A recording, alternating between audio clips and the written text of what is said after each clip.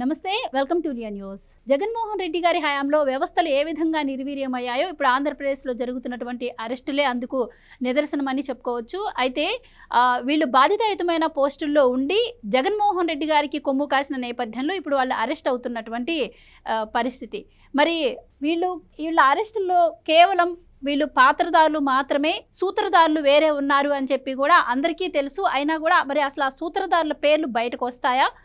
మరి అసలు జగన్మోహన్ రెడ్డి గారి ఇన్వాల్వ్మెంట్ లేకుండా వీళ్ళు ఈ పనులు చేయగలరా అన్న విషయాలు కూడా చాలామందికి డౌట్ ఉన్నాయి. సో ఇవన్నీ తెలుసుకుందాం. మనతో పాటు ఉన్నారు senior political analyst Appasani Rajesh గారు.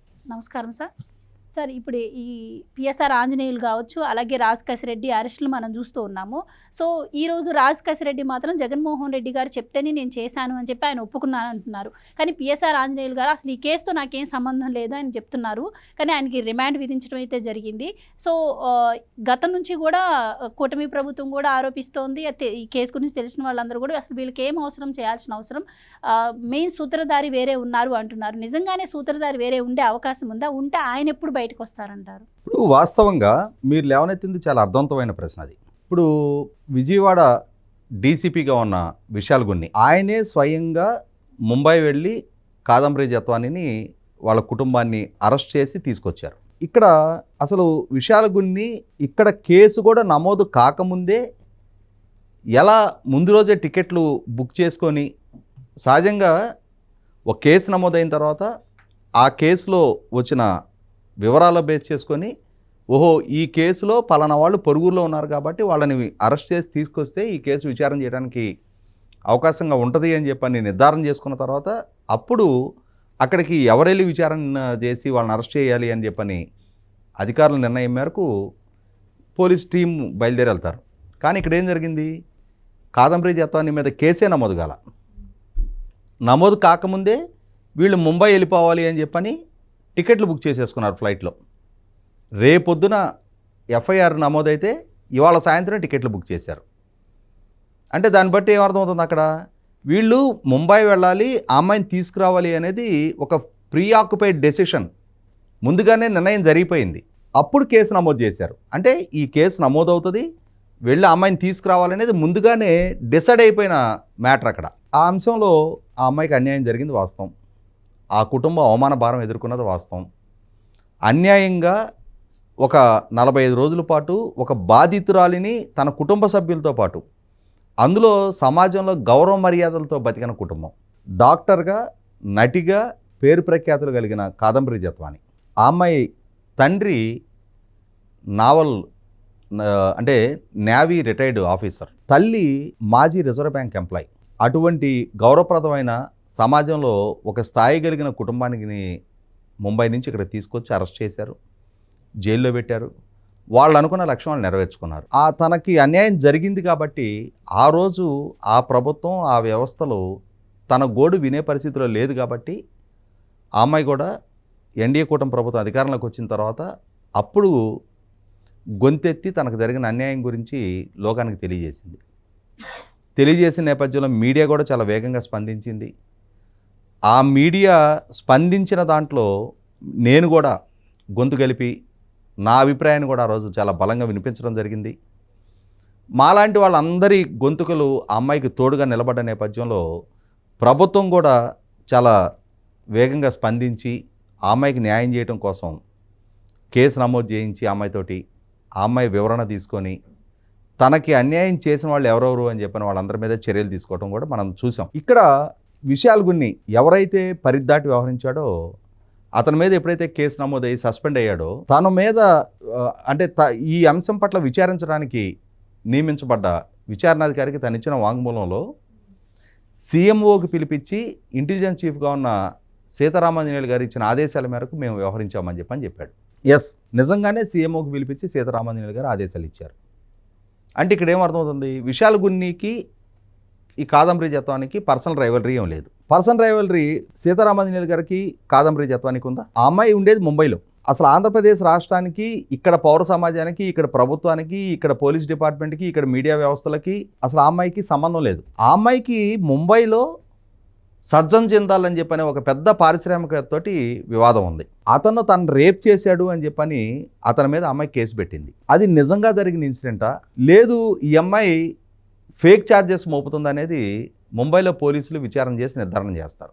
ఒకవేళ నిజమైన ఆరోపణ అయితే అమ్మాయి నిజంగానే ఆ అగత్యానికి గురై ఉంటే ఆ కన్సర్న్డ్ ఎవరైతే ఆరోపణలు ఎదుర్కొంటున్నాడో సజ్జన్ జిందాల్ అరెస్ట్ అవుతాడు. లేదు ఈ అమ్మాయి చేసింది ఫేక్ ఆరోపణలు, ఒక కార్పొరేట్ జైంట్ని అప్రతిష్ట పాలు చేయడానికి తప్పుడు ఆరోపణ చేసి ఆయన ప్రతిష్టకు భంగం కలిగిస్తుందని చెప్పి నిర్ధారణ అయిందనుకో, ఈ అమ్మాయిని అరెస్ట్ చేస్తారు తప్పుడు ఛార్జెస్ మోపినందుకు, ఆయన పరువు ప్రతిష్టకు భంగం కలిగించినందుకు. అది ముంబై పోలీసులు నిర్ధారణ చేసుకోవాల్సిన అంశం.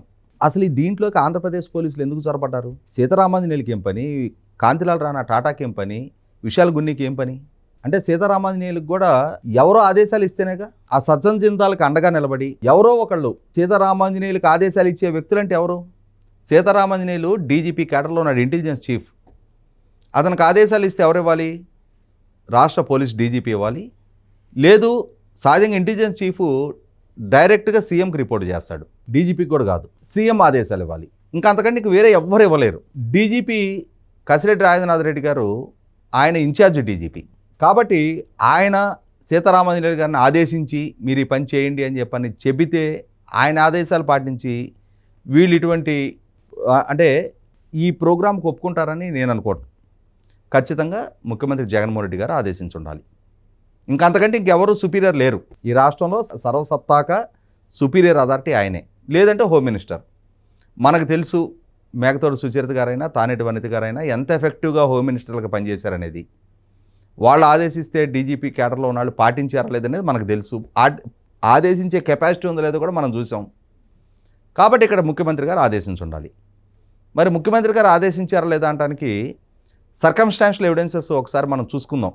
సజ్జన్ జిందాల్ గారు స్వయంగా డిసెంబర్ నెలలో వచ్చి జగన్మోహన్ రెడ్డి గారిని కలిశారు. ముందు సజ్జన్ జిందాల్ మీద డిసెంబరు 2వ వారంలో కాదంబరి జత్వాన్ని ముంబైలో కేసు పెట్టింది. 4వ వారంలో సజ్జన్ జిందాల్ వచ్చి జగన్మోహన్ రెడ్డి గారిని కలిశాడు. ఆ కలిసి వెళ్ళిపోయిన తర్వాత అప్పుడు జగన్మోహన్ రెడ్డి గారి నుంచి వచ్చిన ఆదేశాల మేరకు కొంచెం టైం ఇచ్చి ఈ పోలీస్ బాసులు ఈ పిఎస్ఆర్ ఆంజనేయులు గారు తన కింద పనిచేసే ఐజీ ఎస్పీ క్యాడర్లో ఉన్న ఐపీఎస్ అధికారులను పిలిచి వాళ్ళకి అప్పచెప్తే మనకి కన్సైన్మెంట్ అప్పచెప్పారు, దీన్ని మనం పూర్తి చేయాలి. అసలు మనకి ఇది ఏం సంబంధం సార్, అసలు మన రాష్ట్రానికి సంబంధించిన అమ్మాయి కాదు, మనకు సంబంధించిన ఇష్యూ కాదు అని చెప్పని జగన్మోహన్ రెడ్డి గారికి చెప్పలా. జగన్మోహన్ రెడ్డి గారు గడ్డి తినమన్నారు, తినడానికి వీళ్ళు సిద్ధపడ్డారు. అంటే ఇక్కడ తప్పుడు పనులు చేయించింది జగన్మోహన్ రెడ్డి గారు, చేసింది వీళ్ళు, చేసినందుకు వీళ్ళు బాధ్యులయ్యారు. కానీ సజ్జన్ జిందాల్ కోసం ఎక్కడో ముంబైలో అతని మీద రేప్ కేసు నమోదైతే అతనిని ఆ కేసు నుంచి రిలీఫ్ అతనికి ఇప్పించడం కోసం ఆంధ్రప్రదేశ్ రాష్ట్రంలో తనకు అధికారం ఉంది కదా, తన చేతిలో వ్యవస్థలు ఉన్నాయి కదా, తన చేతిలో సిబ్బంది ఉన్నారు కదా అని చెప్పని ఈ తప్పుడు పనులు చేయించిన సూత్రధారి జగన్మోహన్ రెడ్డి గారు కదా. ఇక్కడ విశాల్ గున్ని ఇచ్చిన స్టేట్మెంట్ బేస్ చేసుకొని సీతారామాంజనేయుల్ని పిలిచారు, అరెస్ట్ చేశారు. ఇవాళ సీఎంఓకి పిలిపించి ఆయన ఇచ్చిన ఆదేశాల మేరకు మేము ఈ నిర్ణయం తీసుకొని అమలుపరిచాము అని చెప్పని అతను ఇచ్చిన స్టేట్మెంట్ బేస్ చేసుకొని ఇతని మీద కేసు నమోదు చేశారు. మరి ఇతనికి ఆదేశం ఇచ్చిన జగన్మోహన్ రెడ్డి గారు 100% ఇక్కడ సజ్జన్ జిందాల్ కలిసింది సీతారామాంజనేయులు కాదు, సజ్జన్ జిందాల్ కలిసింది జగన్మోహన్ రెడ్డి గారిని. పాలకుడుగా జగన్మోహన్ రెడ్డి గారి ఆదేశాల మేరకే సీతారామాంజనేయులు ఈ విధంగా వ్యవహరించాడు. మరి అటువంటప్పుడు సీతారామాంజనేయులు బాధ్యుడైతే జగన్మోహన్ రెడ్డి గారు ఎందుకు బాధ్యుడు కాదు? విశాల్ గున్నీకి ఆదేశాలు ఇచ్చిన సీతారామాంజనేయులు కేసులో అక్యూజ్డ్ అయితే అతన్ని అరెస్ట్ చేస్తే జగన్మోహన్ రెడ్డి గారిని ఎందుకు అరెస్ట్ చేయకూడదు? ఇప్పుడు మీరు చెప్తున్నటువంటి వాదన ఏదైతే ఉందో సీఎంఓ కేంద్రంగా జరిగింది అన్న విషయం విశాల్ గున్ని చెప్పడంతో బయటకు వచ్చింది. కానీ ఇప్పుడు జగన్మోహన్ రెడ్డి గారి ఇన్వాల్వ్మెంట్ అంటూ ప్రత్యేకంగా ఏం లేదు, ఒక్క సీఎంఓ పేరు వినిపించడం తప్పించి. ఇప్పుడు మరి పిఎస్ఆర్ ఆంజనేయులు గారు నోరు తెరిస్తే తప్పించి మరి జగన్మోహన్ రెడ్డి గారి దగ్గరికి వెళ్ళే అవకాశం లేదుగా. మీరేమో ఆయన్ని ఏవని అంటున్నారు, మరి ఆ రకంగా మరి ఈయన వాంగ్మూలం ఇవ్వాలి కదండి. ఇవ్వనంత వరకు ఆయన ఏవని ఎలా అవుతారు? అంటే ఇక్కడ ఒకటి గుర్తుంచుకోవాల్సింది ఏంటి అంటే ఈ జరిగిన సీక్వెన్స్ని మనం అనలైజ్ చేసుకోవాలి. ఆ అమ్మాయిని అరెస్ట్ చేసి తీసుకొచ్చి ఇక్కడ జైలు పాలు చేసి ఆ అమ్మాయి చేత ముంబైలో సజ్జన్ జిందాల్ మీద పెట్టిన కేసు బలవంతంగా విత్డ్రా చేయించారు. అంటే నీకు బెయిల్ ఇస్తే నువ్వు అక్కడికి వెళ్ళి అది విత్డ్రా చేసుకునేట్టయితేనే బెయిల్ రావడానికి సహకరిస్తాము అని చెప్పని అమ్మాయిని బెదిరించి అమ్మాయి డైరెక్ట్గా ఓపెన్గా చెప్పింది, మీడియా ముఖంగా చెప్పింది. రిపోర్ట్లో కూడా అదే మెన్షన్ చేసింది. విచారణ చేసిన తర్వాత కూడా అదే నిర్ధారణ అయింది. అందుకే ఐపీఎస్ అధికారులే కాదు, ఒక ఏసీపీ, సిఐ, ఎస్ఐలు కూడా సస్పెండ్ అయ్యారు. అంటే ఇక్కడ దిగువ స్థాయి నుంచి డీజీపీ స్థాయి సీతారామాంజనేయుల వరకు ఈ అకృత్యానికి పాల్పడ్డారనేది నిర్ధారణ అవుతుంది. అసలు ఇంతమంది సజ్జన్ జిందాల్ కోసం ఎందుకు ఇన్వాల్వ్ అయ్యారు? వీళ్ళకి ఏం సంబంధం? సజ్జన్ జిందాల్ వీళ్ళ క్లాస్మేటా, వీళ్ళ చెడ్డీ దోస్తా? వీళ్ళతో పాటు చిన్నప్పుడు గోళీలాడుకున్న ఫ్రెండ్ కాదుగా, ఈ రాష్ట్ర పౌరుడు కాదుగా, అతను కాపురం ఉండేది ముంబైలోగా, అతని మీద కేసు నమోదైంది కూడా ముంబైలోగా. అటువంటి అంశాన్ని వీళ్ళెందుకు టేకప్ చేసి అతని మీద కేసు విత్డ్రా వీళ్ళెందుకు చేపించారు?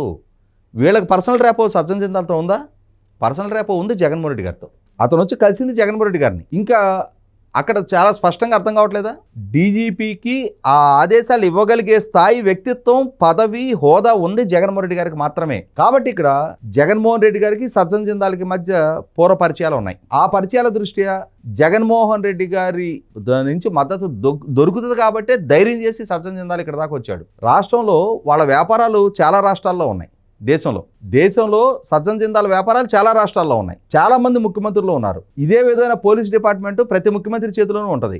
కానీ అతను ప్రత్యేకంగా ఎంచుకొని జగన్మోహన్ రెడ్డి గారి దగ్గరికి ఎందుకు వచ్చాడు?